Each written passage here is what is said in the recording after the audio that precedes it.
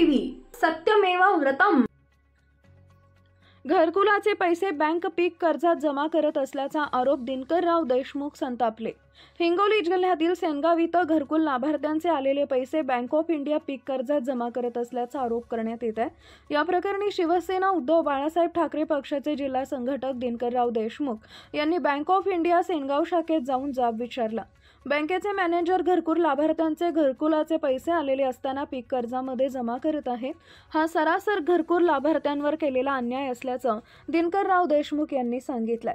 दिनकरराव देशमुख आणि बँक अधिकारी यांच्यामध्ये झालेल्या संवादाचा व्हिडिओ सध्या सोशल मीडियावर व्हायरल होत आहे। बँकेनं घेतलेली ही भूमिका योग्य आहे का, असाही प्रश्न उपस्थित केला जातोय।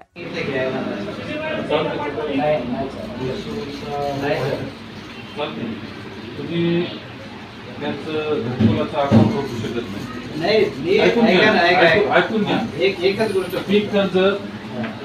पीक कर्ज हा वेगळा मुद्दा आहे।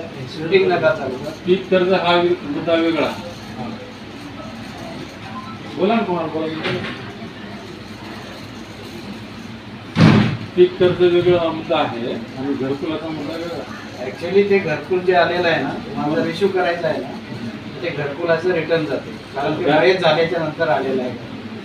मयत झाल्याच्या नंतर नाही ना, बघा येतं कधी मयत डेट कधी कधी बघा काय सांगा, कधी आहे 20/3/23 आहे आणि घरकुल आलं कधी 15/4/2023। ठीक आहे, 15/4/2023 जरी आला असेल घरकुल, त्यांची पत्नी जिवंत आहे, त्यांच्या पत्नीचा अकाउंट इथे आहे, कसं नसते इकडे बघा, जे बेनिफिशियरीज आहे गव्हर्नमेंट स्कीमचे बेनिफिशियरीज आहे, बरोबर आहे। तो जर मयत असेल तर गव्हर्नमेंटचे जेवढे काही लाभ येतात ते गव्हर्नमेंटला रिटर्न करणं लागतं, बरोबर आहे। ऐकून घ्या, हे झालं लिगली।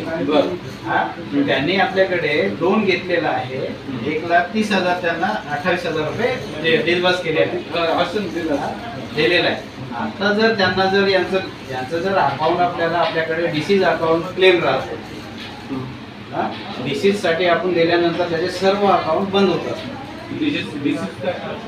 मरण पावलेल्या व्यक्तीचे डिसीज क्लेम असतो, त्या क्लेमला आपण जर ते अप्लाय केलं तर त्याचे टोटल अकाउंट आपल्याकडे बंद होत असतं। तर बंद होत असतं तर त्याचं केसीसी जे आहे हे बी अकाउंट बंद बाय डिफॉल्ट बंद होणार। ठीक आहे, बरोबर आहे। पण ते मरण पावल्याच्या नंतर त्याच्या अकाउंटवर जे काही संपत्ती असेल, जे काही कॅश असेल, त्याला प्रोसिजर तर असेल ना, त्याचा वारस येईल, त्याच्या वारसाच्या नावाने भेटाल, हो मग ते प्रोसिजर काय ते सांगा त्याप्रमाणे ते मग तीच प्रोसिजर आहे ना। डिसीज क्लेमचा एक फॉर्म घेतला, डिसीज क्लेमचा फॉर्म घेऊन तो भरून त्याचं जे लिगल हेअर आहे ते टोटली त्याच्यामध्ये लिगल हेअर मेन्शन करणं लागतं तशा स्वरूपाचे। आणि ते झाल्याच्या नंतर जेवढं काही त्यांचे म्हणजे इथली अचल संपत्ती आहे आपल्या बँकेमध्ये, ही अचल संपत्ती आणि लायबिलिटी मीन्स लोन्स।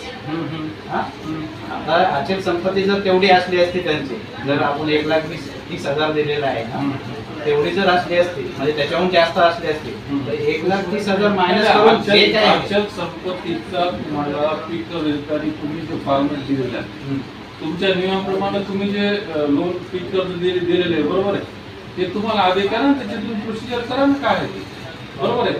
पण हे जे घरकुलाचे जे विषय आहेत शासनाचे, कशासाठी येते घरकुल, कशासाठी देते शासन, की ज्याला घर आहे का, ऐकून घ्या ना, ज्याला घर नाही त्याला घरकुल मिळावं शासनाकडून मदत आहे, बरोबर आहे। आणि बँक कशासाठी सामान्य माणसाचं राहणीमान उंचावं, आयुष्यमान उंचावं किंवा लाईफ उंचावं, त्यांना मदत व्हावं बँक आहे। आणि मग आता हे घरकुलाचे पैसे आलेले असताना तुम्ही म्हणता की ते जर याच्याची पीक कर्जाचा काय संबंध आहे का?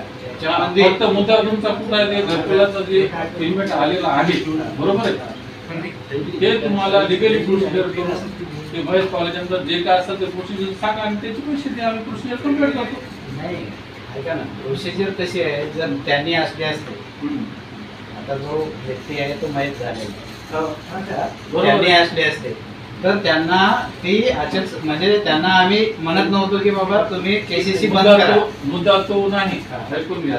याची जी संपत्ती आता जे काय कोणाला असेल, लोन आलेला असेल किंवा त्याला मदत आलेली असेल त्या स्वतःचे पैसे असतील, त्याला मार्ग आहे ना. असं कसं म्हणता तुम्ही सरळ म्हणजे ते मिळणार नाही असं नाही म्हणू शकत. मिळणार नाही मी म्हणलोच नाही ना सर. शब्द हा उच्चार मी मिळणार नाही हे उच्चारच केला बरं. नाही. हा हा मी काय म्हणलं जे लोन आहे हा, आणि जे काय त्यांची ठेवी आहे हा, तो मयत झालेला आहे. आता त्यांच्या लिगल हिअर ना त्यांचे जेव्हा आपल्याला पैसे मागण्यासाठी येतात त्यांच्या सेव्हिंगचे हो हा, हो त्यांच्या सेव्हिंगचे जे पैसे मागायला येतात त्यावेळेला त्याचं लोन बी वाटून घ्या ना. बरोबर आहे ना. हा. ते लोन पण वाटून घेतलं जाईल ना, पण ते तुमच्या जे प्रोसिजर आहे बरोबर आहे, तर लोन भरण्याचा देखील अधिकार कोणाला ज्यांनी हे केलं त्याच्याकडे दिले ना. समजा जे वारसा असेल ते ठीक आहे, पण आल्याच्या नंतर तुम्हाला घरकुलाचे पैसे जे आहेत ते वेगळे द्यावे लागतील. लोनचं प्रोसिजर काय आहे तुम्ही त्याच्याकडून करून घ्या. मयत झालेला आहे. घरकुल ऐका ना, मयत झालेला आहे घरकुल ना. आणि क्रॉप लोन. क्रॉप लोन जमीन आहे ना त्याच्या नावावर. क्रॉप लोन तुम्ही देताना ज्या तुम्ही अटी टाकलेल्या आहेत त्याला आम्ही मान्य आहेत ना. आम्ही त्या अटीला चालेल ना, तसं काय प्रॉब्लेम नाही. ते करून घ्या म्हणून. हा? देतो मी रिसिप्टचा फॉर्म देतो. हा. टोटली हे करून टाका. काय करायचं? आपलं लोन जे आहे ते रिपे करा आणि जे कोणाच्या नावावर आपल्या जमीन करायला आहे त्यांना बी आपण लोन देऊ का. म्हणजे जसं की तुम्हाला हे इकडला हे येणार नाही, लोड येणार नाही. ऍक्च्युअली जमिनीच्या नावावर लोन तर आहेच ना. बरोबर आहे. जमिनीचं आता ते मयत पावल्याच्या नंतर त्याच्या अगेन्स्टची जी So ते लायबिलिटी घेऊन लीगल ये. हो, आहे. लावून घेऊन लोन तर देवाच लागणार आहे. आमचं मत हे नाही. आमचं मत आहे की अन्याय कोणावरच होऊ नये. आणि अन्याय कधी झाला त्यांच्यावर ते सांगा. तर कसं आहे माहिती आहे का, बँक जरी असलं तर हे कस्टमर साठीच आहे. या सगळ्या विषय जे अन्यायासाठीच आहे. आहेत आपल्या देशाच्या लोकांचं सगळ्यांना सहकार होऊन त्यांचं राजमान उंचाव मदत व्हावा, आर्थिक मदत व्हावं म्हणून बँक आहे. जरी सावकाराला बनवून खाल्लं असतं त्याला पर्याय म्हणून शासन मदत करतं त्याला. शासनाचा विषय नाही. आणि तुम्ही ज्या खुर्चीवर बसलेले आहेत बरोबर आहे, ते तुम्हाला न्याय देण्यासाठी तुम्हाला लोकांचं उत्थान करण्यासाठी ही खुर्ची दिलेली आहे. लोकांना त्रास देणं किंवा त्रास करणं किंवा त्यांना वेटीस धरणं हा मुद्दा शासनात तुम्हाला खुर्चीवर बसताना नाही तो मुद्दा, आणि तो तुम्ही ठेवायला पण नाही पाहिजे. हाच जर मुद्दा तुमचं घरी परिस्थिती जर असती तुमची आणि तुमच्या घरी समजा असं घरकुल मिळालं असतं ना, असं जर ते मला असतं एखादा मॅनेजर की मी तुम्हाला समजा हे क्रॉप लोन मध्ये काटून घेतो, तुमचं घरकुल झालं असतं का? नाही, नाही, झालंच नसतं ना. घरकुलच झालं. 2 वेळेस ते आले, तुम्ही त्यांना दिलं नाही म्हणजे प्रॉब्लेम काटून कसं काय? त्याच्यामुळे कोणी म्हणलं तुम्हाला?